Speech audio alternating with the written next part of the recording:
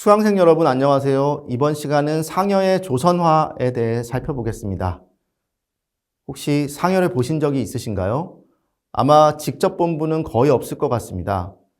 1990년대 이전 한국 드라마를 보시거나 민속박물관에 가서 보신 적이 있을지도 모르겠습니다. 유교 예서에서 정해진 규범에 따라 상장례를 위해 우선 필요한 것은 상여와 영여입니다. 상여는 사람의 시체를 실어서 묘지까지 나르는 도구를 말합니다.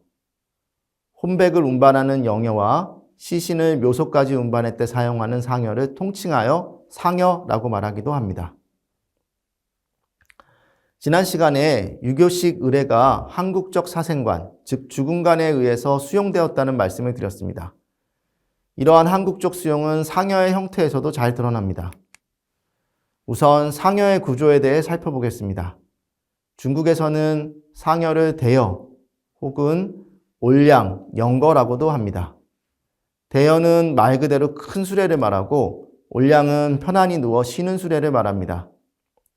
마지막으로 영거는 시신을 담은 관, 즉 영구를 실은 수레를 뜻합니다. 조선에서는 세종실록과 순장 국장록에서 주로 국상 때의 큰 상여인 대여라는 단어를 볼 수 있습니다. 상여의 구체적인 형태는 주작 아래의 상여 지도에 실린 대여와 유거를 통해 확인할 수 있습니다. 유거는 바퀴가 달린 수레 형태의 기구이고 대여는 어깨에 매는 방식의 기구입니다.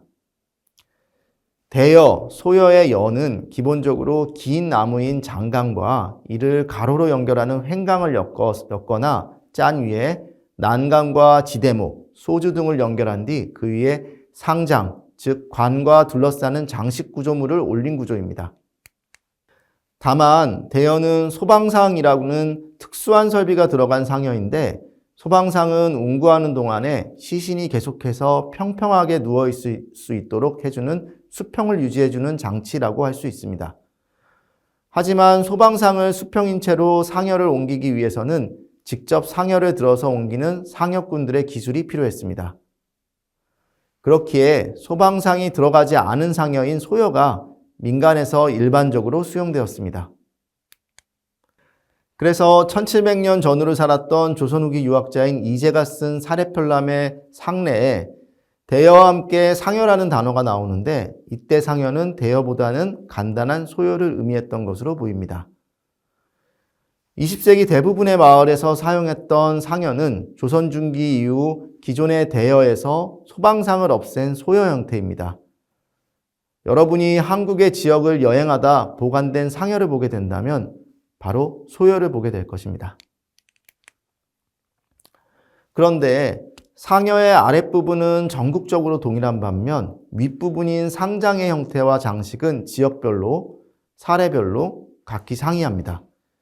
20세기 한국인이 사용했던 상여 형태는 조선 성종대인 1474년에 편찬된 국조올에 의해 구체적으로 나타납니다.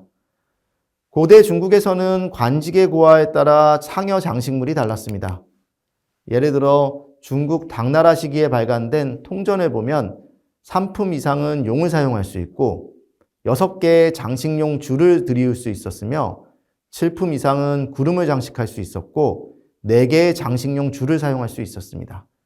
그리고 8품 이하부터는 서인에 이르기까지는 그림과 장식을 사용할 수 없었습니다.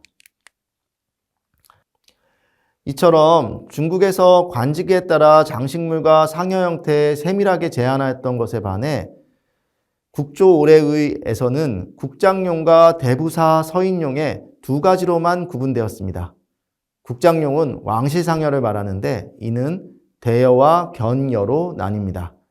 대여는 관을 실는 도구로 세종대에 말이 메고 가는 유거에서 사람이 어깨에 메고 가는 대여로 바뀌었다고 합니다. 국장용 대여의 모습은 식민지기에 거행된 고종과 순종의 장례식 사진에서 확인해 볼 수 있습니다. 대여 외에 견여도 있었는데 견여는 빈전에서 왕궁, 바깥문에 기다리고 있던 대여에 관을 실을 때까지 그리고 능문에 도착한 대여에서 이를 내려서 왕릉에 이르기까지 운구하였던 작은 가마입니다. 1474년에 편찬된 국조 올해의에 소개된 왕실 견여의 모습을 살펴보겠습니다. 지붕 부분이 반원의 형태이고 지붕 위 앞뒤에는 용마루를 설치하였습니다. 용마루 양 끝에는 두 마리의 용머리를 끼워 두었습니다. 견여 네 기퉁이에도 각각 용머리를 설치하였음을 알 수 있습니다.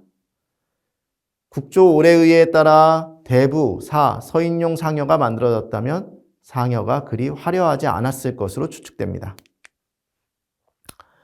실제로 주자가래에는 유건은 반드시 번거롭고 화려하고 높고 클 필요가 없다. 가래는 풍속을 쫓아서 열을 만든다 라고 기술되어 있습니다. 또한 1844년에 간행된 증보사례편람에도 세속을 따라 만들 때 튼튼하고 편안함을 취할 뿐이라고 밝히면서 대여 제도는 확실히 좋긴 하지만 가난한 집은 마련할 수 없으니 세속의 제도를 따라 상여를 사용하여도 무방하다라고 하였습니다.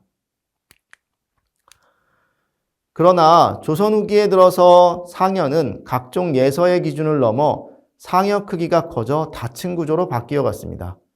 특히 종교적, 기복적 신앙을 지닌 다양한 장식물들이 부착되어 화려해지는 방향으로 변화하였습니다. 상여의 기존 정형성이 사라진 것인데 온양민속박물관의 박종민 박사님은 조선 후기 상여가 조선화되었다고 평가하였습니다. 의례의 정형성에도 불구하고 다시 말해 시신을 운구하는 상여 구조는 조선 후기에도 기본적으로 유사하였습니다. 즉 대부분의 상여는 예서의 기본 구조와 형식을 크게 벗어나지는 않았습니다만 지역과 가정 형편 등에 따라 갖가지 화려한 장식물 부착과 다층화라는 변화가 일어났습니다. 구조를 복잡하게 만들고 장식물을 다양하게 제작한 큰 규모의 상여가 등장하였습니다. 그런데 주자가래와 각종 예서에서 제시된 대로 의례를 행할 경우에도 적지 않은 비용이 소요되었습니다. 조선 후기로 내려올수록 상장례 비용의 과다 지출로 가산을 처분하는 사례까지 나타났습니다. 17세기 말이 되면 이미 장례를 치르면서 당시 상주들이 겉모양이 화려한 상여를 사용하기 시작하면서 혼자서 감당할 수 어려운 지경까지 이르렀다는 기사도 있습니다. 18세기 중반 유학자는 상여에 각종 장식을 화려하게 부착하여 화려하기가 잡스럽고 혼란스러웠다고 평가하기도 하였습니다. 심지어 19세기 말에 한국을 방문한 미국인인 그리피스는 조선인이 상장례에 집착하여 가산이 기울고 결혼 정년기를 놓쳐서 인구가 증가하지 못할 정도였다고 이야기할 정도였습니다. 앞서 지난 강의에서 한국에서 좋은 죽음이 되기 위해서는 사자가 상례와 제례를 모셔줄 수 있는 후손이 있어야 할 뿐 아니라 적정한 상례를 치를 수 있을 만큼 경제적으로도 풍족해야 한다고 말씀드렸습니다. 그러나 상례에서는 경제적인 차이에 따라 격식이 크게 차이가 났습니다. 심지어 신분이 높다고 하더라도 경제적으로 넉넉하지 않으면 상여 구입과 운구 과정에서 부담을 크게 느낄 수밖에 없었습니다. 지금까지 국조 올해의와 주자가래에 따라 도입된 상여의 상장례 물품이 소위 조선화되는 과정을 살펴보았습니다. 그렇다면 상여에는 도대체 어떠한 상징물들이 경쟁적으로 나타나고 있었던 것일까요? 다음 시간에는 이에 대해서 자세히 살펴보겠습니다.